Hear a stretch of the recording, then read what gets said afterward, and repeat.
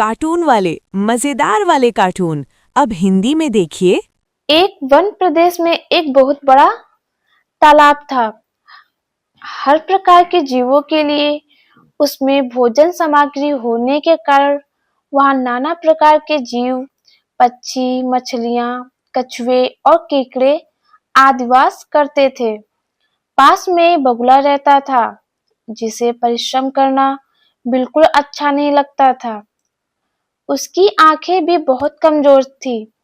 मछलियां पकड़ने के लिए तो मेहनत करनी पड़ती है, जो उसे खलती थी। इसीलिए आलस्य के मारे वह प्रायः भूखा ही रहता। एक टांग पर खड़ा यही सोचता रहता कि क्या उपाय किया जाए कि बिना हाथ पैर हिलाए रोज भोजन मिले। एक दिन उसे एक उपाय सूझा, तो वह उसे आजमाने बैठ गया। बगुला तालाब के किनारे खड़ा हो गया और लगा आंखों से आंसू बहाने। एक केकड़े ने उसे आंसू बहाते देखा, तो वह उसके निकट आया और पूछने लगा, मामा, क्या बात है? भोजन के लिए मछलियों का शिकार करने की बजाय खड़े खड़े आंसू बहा रहे हो। बगुले ने जोर की हिचकी ली और भर आए गले से बोला, बेटे, बहुत कर लिया मछलियों का शिकार। अब मैं यह पाप कार्य और नहीं करूंगा। मेरी आत्मा जाग उठी है, इसलिए मैं निकट आई मछलियों को भी नहीं पकड़ रहा हूँ। तुम तो देख ही रहे हो। केकड़ा बोला, मामा, शिकार नहीं करोगे, कुछ खाओगे नहीं, तो मर नहीं जाओगे। बगुले ने एक और हिचकी ली। ऐसे जीवन का नष्ट होना ही अच्छा है बेटे। वैसे भी हम सबको जल्दी मरना ही है। मुझे ज्ञात हुआ है कि शीघ्र ही यहाँ 12 वर्ष लंबा सूखा पड़ेगा। बगुले ने केकड़े को बताया कि यह बात उसे एक त्रिकालदर्शी महात्मा ने बताई है, जिसकी भविष्यवाणी कभी गलत नहीं होती। केकड़े ने जाकर सबको बताया कि कैसे बगुले ने बलिदान व भक्ति का मार्ग अपना लिया है और सूखा पड़ने वाला है। उस तालाब के सारे जीव, मछलियां, कछुए, केकड़े, बतख व सारस आदि दौड़े दौड़े बगुले के पास आए और बोले, भगत मामा, अब तुम ही हमें कोई बचाव का रास्ता बताओ। अपनी अक्ल लड़ाओ।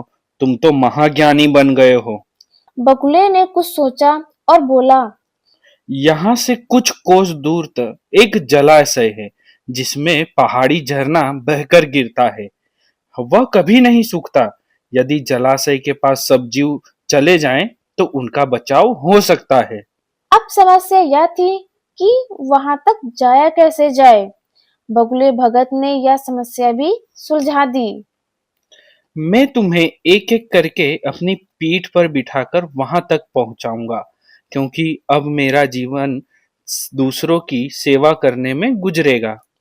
सभी जीवों ने गदगद होकर नारे लगाए, बगुला बगुला भगत भगत जी जी की की जय, जय, बगुला बगुला भगत भगत जी जी की की जय। जय।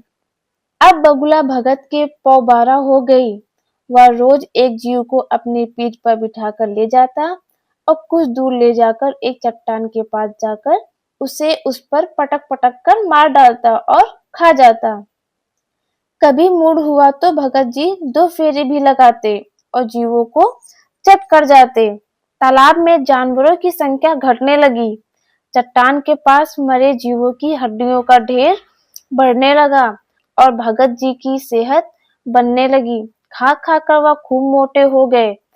मुख पर लाली आ गई और पंख चर्बी के तेज से चमकने लगे। उन्हें देखकर दूसरे जीव कहते, देखो दूसरों की सेवा का फल और पुण्य। भगत जी का शरीर कैसे चमक रहा है। बगुला भगत मन ही मन खूब हंसता। वह सोचता कि देखो दुनिया में कैसे कैसे मूर्ख भरे पड़े हैं, जो सबका विश्वास कर लेते हैं। ऐसे मूर्खों की दुनिया में थोड़ी चालाकी से काम लिया जाए तो मजे ही मजे है। बिना हाथ पैर हिलाए खूब दावत उड़ाई जा सकती है। संसार से मूर्ख प्राणी कम करने का मौका मिलता है। बैठे बिठाए पेट भरने का जुगाड़ हो जाए तो सोचने का भी बहुत समय मिल जाता है। बहुत दिन यही क्रम चला। एक दिन केकड़े ने बगुले से कहा, मामा, तुम इतने सारे जानवर यहाँ से वहां पहुंचा दिए, लेकिन मेरी बारी अभी तक नहीं आई। भगत जी बोले, बेटा, आज तेरा नंबर ही लगाते हैं। आजा, मेरी पीठ पर बैठ जा। केकड़ा खुश होकर बगुले की पीठ पर बैठ गया। जब वह चट्टान के निकट पहुंचा, तो वहां हड्डियों का पहाड़ देखकर केकड़े का माथा ठनका। वह हकलाया, यह हड्डियों का ढेर कैसा है? वह जलाशय कितनी दूर है मामा? बगुला भगत ठा ठा करके हंसा और बोला, मूर्ख, वहां कोई जलाशय नहीं है। मैं एक एक को अपनी पीठ पर यहाँ लाकर खाता रहता हूँ। आज तू मरेगा। हा हा हा। केकड़ा सारी बात समझ गया।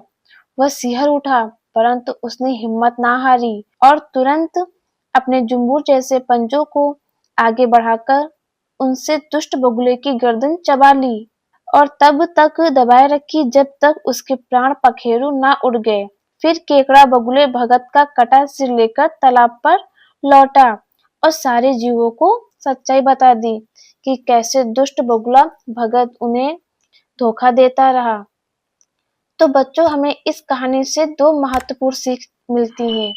पहली ये कि दूसरों की बातों पर आंखें मूंद कर विश्वास नहीं करना चाहिए। वास्तविक परिस्थिति के बारे में पहले पता लगा लेना चाहिए। हो सकता है सामने वाला मनगढ़ंत कहानियां बता रहा हो और आपको लुभाने की कोशिश कर रहा हो। और दूसरी ये कि कठिन से कठिन परिस्थिति और मुसीबत के समय में भी अपना आपा नहीं खोना चाहिए और धीरज व बुद्धिमानी से कार्य करना चाहिए।